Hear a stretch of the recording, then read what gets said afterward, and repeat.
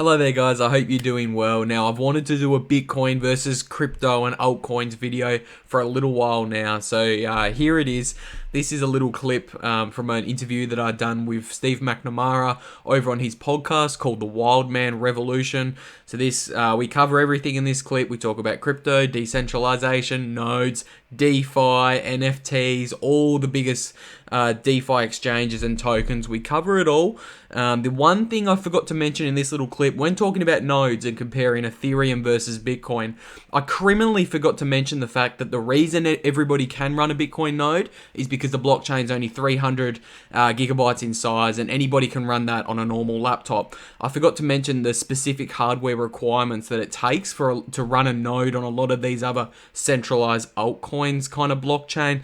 I forgot to mention the fact that it costs thousands of dollars to run an Ethereum node, and you need a really high-end computer because the blockchains are so large and there's so much data processing that's required to keep up with the blockchain requirements for these altcoins. That's something I left out.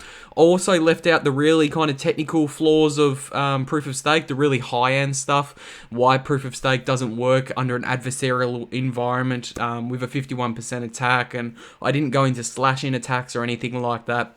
I want to keep this one really high end so any new person walking into the crypto space can understand the comparison between Bitcoin and all of these other altcoins, put really simply and in layman's terms. So I hope I do that in this video. This will be the first of many clips from that interview I had with Steve over on his podcast. So I hope you enjoy this one. The meme credit goes to the one and the only Yellow, the ICO offender on Twitter. The Cardano meme that you guys are probably going to see in this comes from Yellow, so go get around him on Twitter, and I hope you enjoy this short little clip from my interview there. See you guys.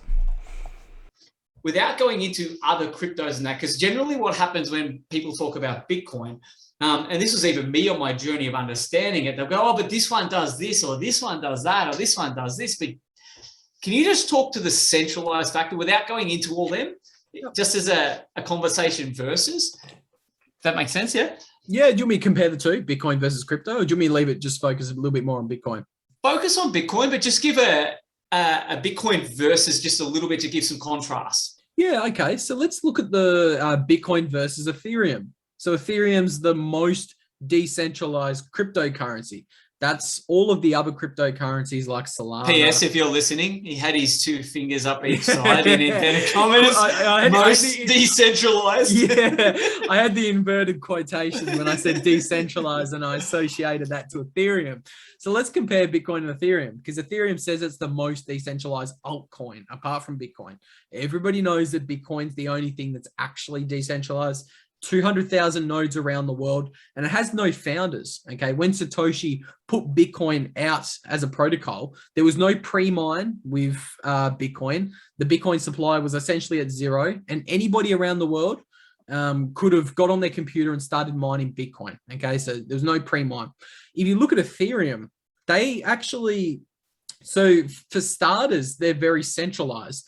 Nobody can run a node on Ethereum. So if you can't run a node, you essentially don't have a vote in that protocol. So that means Ethereum, their founder Vitalik, can push through any change on the Ethereum protocol that he wants. He can change the rules at any time because there isn't 200,000 node runners on the Ethereum protocol to vote no to that change. So in Bitcoin, if somebody wanted to increase the supply of Bitcoin above 21 million, I would vote no. I run a node, so I wouldn't have to update my node. I've got a fair say in that system.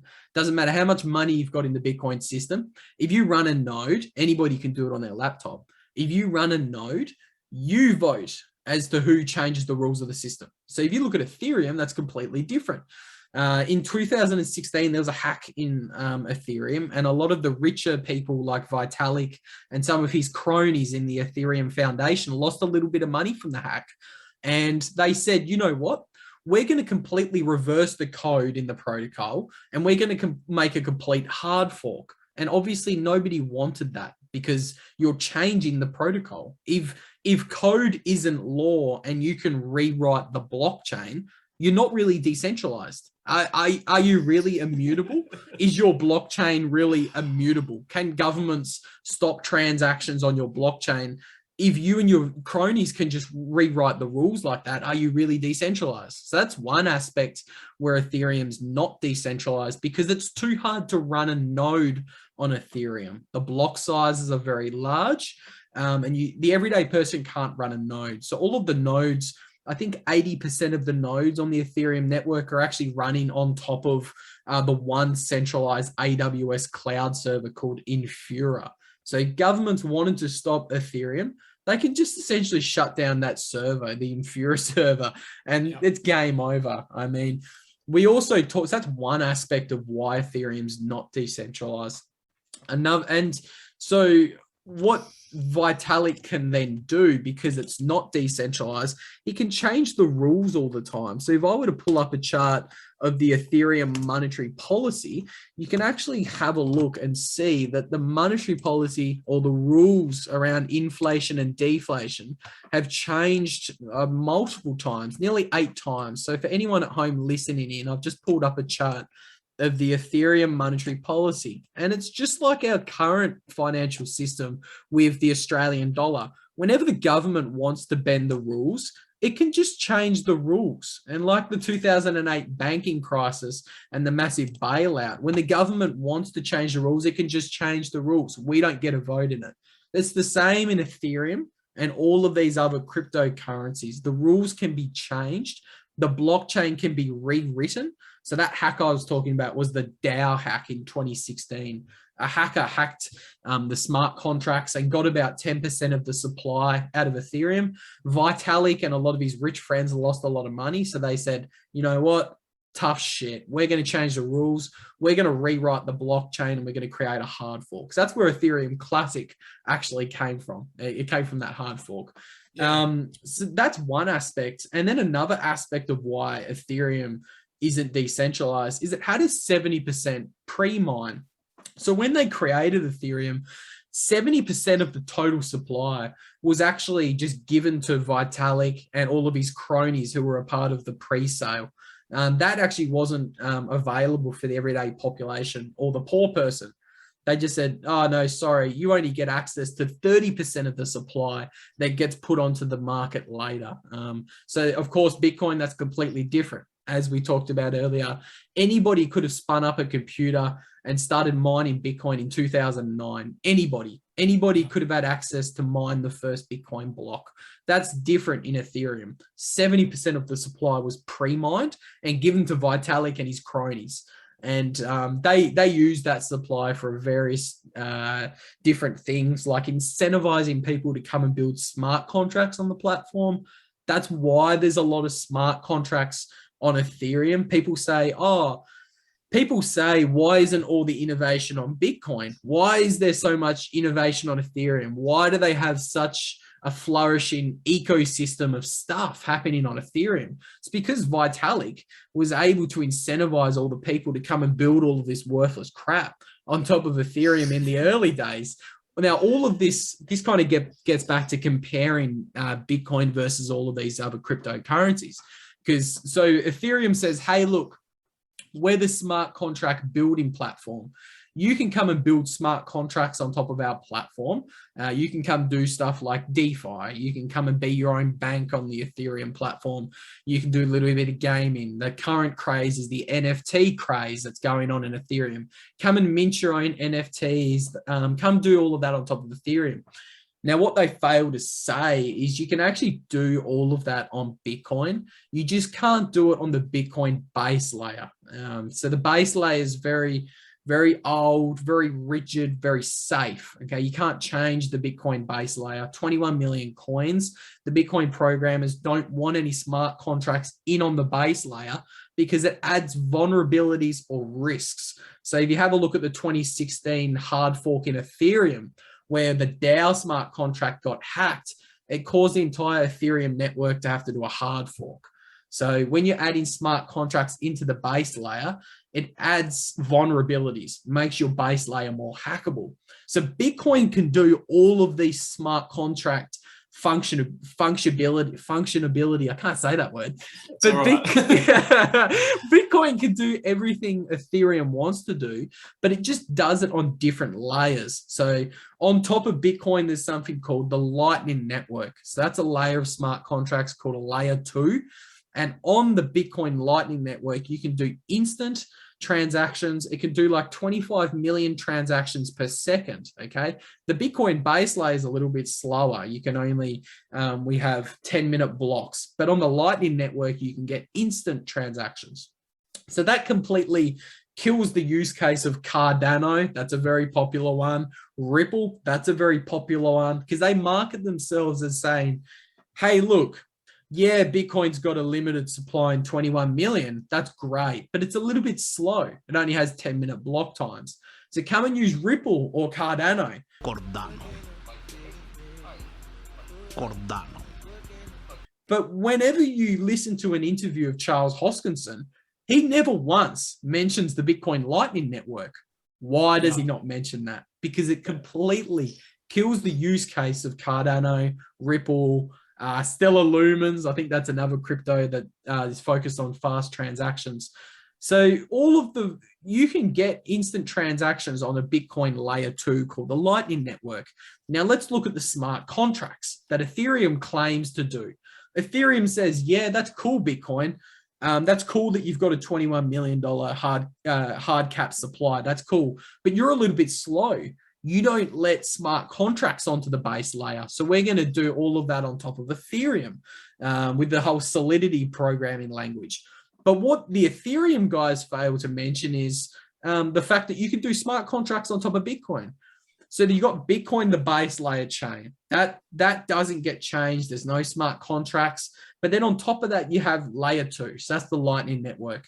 And then on top of that, you have layer 3. So that's called the Liquid Network or Liquid Layer, whatever they call it.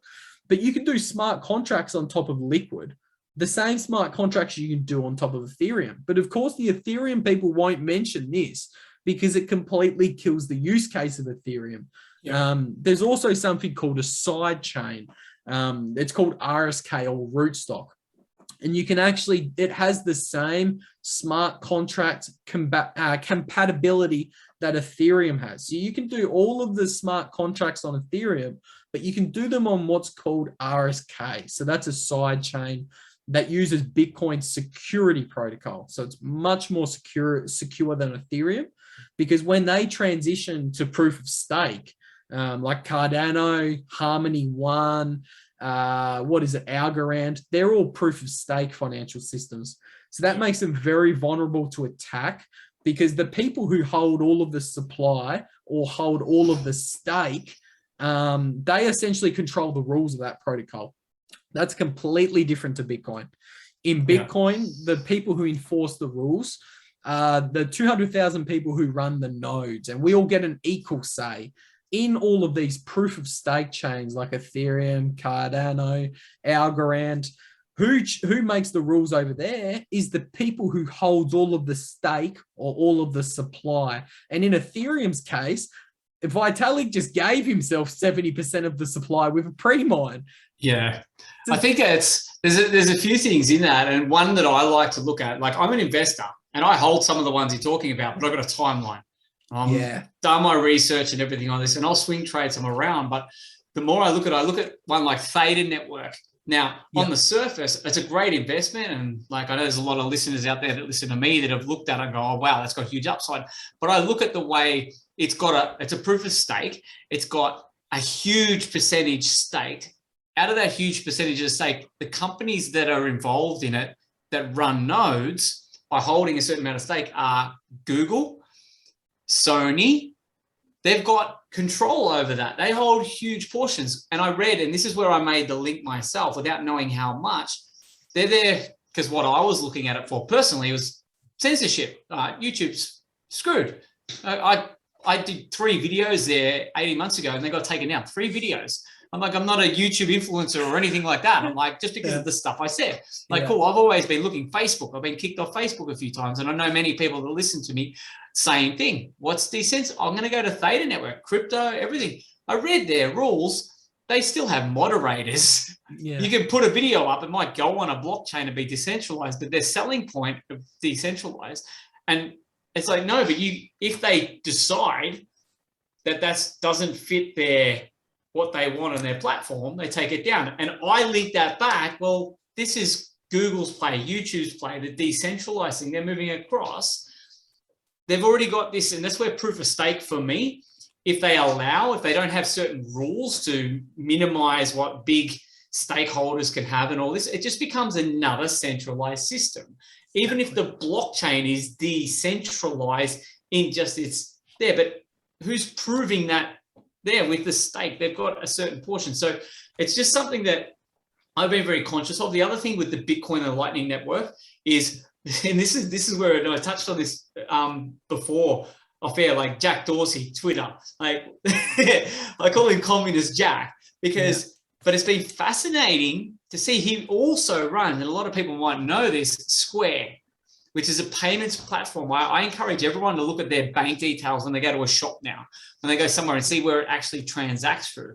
More often than not, it transacts through Square. Now that's his company. Now he's been talking up Bitcoin and more to the point, the Lightning Network. Like he's looking at with social media, like there's a monetary thing. There's lots of that have tried out there without taking it into a tangent like this to monetize social media, so on and so forth, and reward. Data Network being one of them. And there's a bunch of others, but him in Twitter has been talking about bringing something like this in, but from the place of he runs Square. So for payments, when he started talking about this, I'm like, I'm not going to change my opinion of him, but he's an entrepreneur. He's fucking smart. He's not silly. He's got a big say in things that happen in the social media sort of space. He's got a lot of pull. Why is he going into Lightning Network? He's getting ahead of the curve. Why is he Bitcoin only?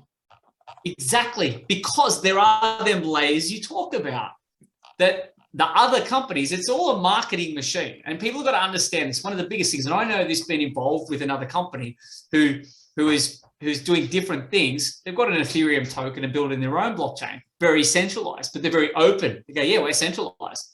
Where we're doing this, I've learned some things in their process where it's like, where was I going with that? I know where you're going. You were talking about why is Jack Dorsey focusing on Bitcoin and Bitcoin only? And I was just I was going to pull up a little news article that I saw just the other day from a week ago. But Jack's actually integrating the ability to add Bitcoin addresses to your Twitter profile. And Jack is also building a decentralized exchange. So he's actually going out there and building or working with decentralized exchange holders for Bitcoin people, because we touched a lot about why all of these other cryptos aren't decentralized.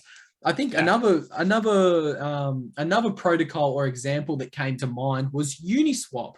Anybody who's into crypto and has heard of DeFi has heard of Uniswap. It's the largest decentralized exchange out there. They market themselves as being completely immutable, completely decentralized, and they looked as if they were for the first couple of months. But then they got a tap on the shoulder. Their founder, Hayden, got a tap on the shoulder only a couple of months ago and said, hey, look, you can't have all of this going on. And lo and behold, only a couple of weeks ago, Uniswap had to take down 100 smart contracts or 100 trading pairs from their website. So that's just the very tip of the iceberg. There's a lot more of that to come. And another DeFi protocol that claimed to be decentralized was Wi-Fi. It came out and marketed itself as a coin having a limited supply, just like Bitcoin. But lo and behold, 6 months goes by and the Wi-Fi core developers and the founders of Wi-Fi say, hey, why don't we just increase the Wi-Fi supply by 10%? They market themselves as being decentralized, but all of a sudden they show their hand. And even the most decentralized protocols like Uniswap, Wi-Fi, and Ethereum, they laugh about being decentralized, but they're not actually decentralized. So that's why Jack is out there trying to build an actual decentralized exchange. And I think he's got his hands tied a little bit at Twitter.